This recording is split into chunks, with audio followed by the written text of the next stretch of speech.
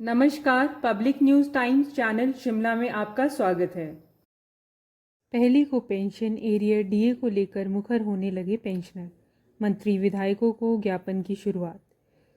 Pensioner welfare association ने प्रदेश अध्यक्ष आत्माराम शर्मा के नेतृत्व में कैबिनेट मंत्री अनिरुद्ध सिंह को दिया ज्ञापन। कहा, इस बार पेंशनरों को 1 तारीख को नहीं मिली पेंशन। मुख्यमंत्री जब कांग्रेस अध्यक्ष थे तब पेंशनरों की जेसीसी की करते थे पैरवी। आज सीएम हैं तो नहीं करवा रहे जेसीसी। दिवाली तक करेंगे इंतज़ार, उसके बाद कांग्रेस विधायकों और मंत्रियों का करेंगे घेराव। पेंशनरों में रोष है और वे नहीं समझ रहे हैं। ज़्यादातर पेंशनर बुजुर्ग हैं, वे अपना इलाज कराना चाहते हैं। जाए पर सबसे ज़्यादा जो दुख है पेंशनरों को मिल गई है और हमारे को अभी नहीं मिली। तो माननीय मंत्री महोदय, ये मेमोरेंडम है मुख्यमंत्री को दिया है और सारे मंत्री के थ्रू और एमएलए के थ्रू माननीय होता है वो गठन, वो चीफ सेक्रेटरी के साथ मीटिंग होती है, वो किया जाए और उसके बाद जो भी हमारे 12% डीए दिया जाए और पेंशन पहली तारीख को दी जाए। तो हम आपके माध्यम से भी चाह रहे हैं कि माननीय मुख्यमंत्री जी को ये बोला जाए, उनको नहीं मिल रहा ये जो भी है, तो हमारी आपसे विनती है कि उनको बोला जाए। अदरवाइज पेंशनर है वो हर मंत्री महोदय का और हर एमएलए का हमने बोला है दिवाली के आसपास हम घेराव करेंगे और एक शिमला में बहुत बड़ी रैली हम यहाँ करने जा रहे हैं। एक बात जो हमने और बोलनी थी, माननीय जब हमारे मुख्यमंत्री महोदय कांग्रेस प्रेसिडेंट थे उस टाइम इन्होंने बोला था कि पेंशनर के लिए हम जो है जेसीसी जल्दी करेंगे। ये जो अखबार है आज का दैनिक भास्कर 17 मई 2015 का, तो हम सब थे और ये भी मीटिंग की थी। तब भी बोले थे उस टाइम माननीय मुख्यमंत्री राजा वीरभद्र सिंह थे, तब भी बोले थे। आज तो ये खुद है तो ये नहीं बोल रहे ये पेंशन की जेसीसी कराएंगे, ये 15 की कटेंगे। तो आपके माध्यम से ये 2 लाख पेंशन बिल्कुल नाराज है, सख्त नाराज है सरकार, सख्त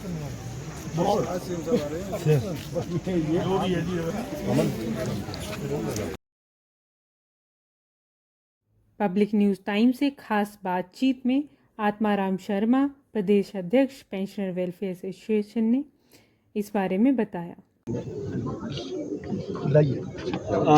आज आपने जो कैबिनेट मंत्री अनिरुद्ध सिंह है उनसे मुलाकात की है, अपना ज्ञापन दिया है, क्या उसमें मांगे रखी हैं और आगे की क्या रणनीति रहेगी? मैं प्रेस के बंधु जितने भी आप लोग हैं आपका बहुत आभारी हूँ कि हर वक्त पे आप जो हमारी डिमांड है सरकार के सामने उठाते हैं।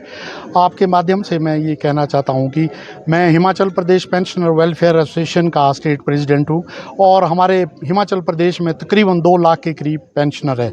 1 तारीख को हमारी जो यहाँ एक प्रेस कॉन्फ्रेंस थी, मीटिंग भी हुई थी यहाँ पे, उसमें हमने ये डिसाइड किया था कि हिमाचल प्रदेश के पेंशनरों में बड़ा भारी आक्रोश है, बड़ा भारी रोष है, क्योंकि ये इतिहास में पहली बार हुआ है कि हिमाचल प्रदेश के पेंशनरों को जो पेंशन है कभी 10 तारीख को मिल रही है और अभी आदेश 9 तारीख की है। पिछले महीने की पेंशन हमारे को 10 तारीख को मिली और जो एम्प्लॉयज़ को 5 तारीख को मिली, पर माननीय मुख्यमंत्री जी ने एम्प्लॉयज़ को इस महीने पहली तारीख को सैलरी दे दी, पर पेंशन के लिए आदेश 9 तारीख की है। इसमें हिमाचल प्रदेश के जितने भी पेंशनर हैं उन्होंने डिसाइड किया है कि हम जितने भी कांग्रेस के एमएलए हैं और जितने भी मंत्री हैं इन सबको ज्ञापन देंगे और उनसे आग्रह करें कि जो भी हमारी पेंशनर की जो मेन डिमांड है, सबसे बड़ी डिमांड हमारी ये है कि पेंशनर के लिए जेसीसी का गठन किया जाए। और उसके बाद दूसरी बड़ी डिमांड है कि 2016 के बाद के जितने भी पेंशनर रिटायर हुए हैं उनका बहुत बड़ा अमाउंट जो है ये गवर्नमेंट के पास पेंडिंग पड़ा है। पे कमीशन जो 2016 के बाद लागू हुआ है उसमें जो पेंशनर 1/1/16 के बाद के हैं और फरवरी 22 तक के हैं उनका तकरीबन एवरेज एक पेंशनर का जो है 8-8, 10-10 लाख रुपया पेंडिंग पड़ा है। और उसके अलावा पेंशनर का जो ग्रेजुटी का एरियर है, उसके बाद लीव एनकैशमेंट का एरियर है और जो दूसरा ड्यूज़ है वो पेंडिंग है। हमने उस टाइम ही माननीय मुख्यमंत्री को बोला था कि आप जो ये अगर आप इकट्ठा नहीं दे सकते तो फेज्ड मैनर में दो, पर इन्होंने ये बात नहीं सुनी। इसके अलावा 12% जो डीए है पेंशनर का वो ड्यू है और केंद्र ने तो अभी 3% और भी दे दिया है। तो उसी कड़ी में हमने ये बोला था। और एक जो और दूसरी बड़ी बात है कि मेडिकल जो बिल है पेंशनर करोड़ों के हिसाब से पेंडिंग पड़े हुए हैं, वो नहीं मिल रहा। और अब तो नौबत ये आ गई कि जो पेंशन है 1 तारीख के बजाय 9 तारीख को मिल रही है। वो सीनियर सिटीजन है, बुजुर्ग है, उनको अपने दवाई के लिए पैसे चाहिए और दूसरी चीज़ों के लिए पैसे चाहिए। पर इतना बड़ा आक्रोश है पेंशनर की, माननीय मुख्यमंत्री अभी समझ नहीं रहे। तो इसलिए हमने बोला कि अभी मेमोरेंडम देंगे, इसके बाद माननीय जितने भी हमारे विधायक है और मंत्री है उनका घेराव किया जाएगा अगर फिर भी हमारी बात जो नहीं मानी। तो उसी उपलक्ष्य में आज हमने माननीय मंत्री जो थे अनिरुद्ध सिंह जी थे, वो आज इनको यहाँ पे ज्ञापन सौंपा है। क्या आश्वासन मिला इनसे, क्या सकारात्मक तरीके से बात सुनी गई? इन्होंने माननीय मंत्री जी के हम आभारी है, इन्होंने हमारी बात सुनी और इन्होंने ये बोला है कि ये बड़ा सेंसिटिव इशू है, बड़े दिनों से जो है आपकी जो डिमांड्स है, ये डिमांड्स नहीं करूँगा, जो हमारे राइट है, जो इसको हम जैसे ही माननीय मुख्यमंत्री शिमला में आते हैं मैं उनसे बात करूँगा। और तब इन्होंने हमें ये आश्वासन दिया कि हम आपकी जो ये डिमांड है माननीय मुख्यमंत्री के सामने रखेंगे और उसके निवारण के लिए पूरी कोशिश करेंगे। आपने ये भी कहा था कि पार्टी अध्यक्ष रहते उन्होंने पैरवी की थी तब पेंशनरों की, अब क्या स्थिति? सबसे बड़ा मुद्दा तो यही है, माननीय मुख्यमंत्री जो आज 2015 में ये कांग्रेस पार्टी के ये प्रेसिडेंट बने थे और उस टाइम यहाँ जो चीफ मिनिस्टर थे राजा वीरभद्र सिंह जी थे। उस टाइम भी ये बात हो रही थी कि पेंशनर के लिए जो जेसीसी का गठन वो जल्दी नहीं हो रहा था।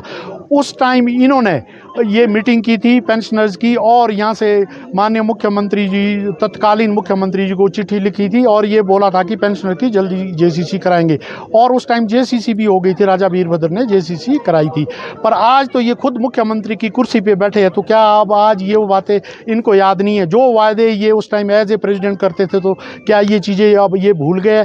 पर इसके अलावा भी दूसरी जो बड़ी बात है, अगर स्टेट के ऊपर कोई फाइनेंशियल ऐसी कोई दिक्कत है, हमने पहले भी बोला था पेंशनर से ये जो बोल रहे हैं इनके जो अधिकारी है, खास करके जो सेक्रेटरी फाइनेंस, चीफ सेक्रेटरी वगैरह जो बड़े बड़े अधिकारी ये गुमराह कर रहे हैं इनको।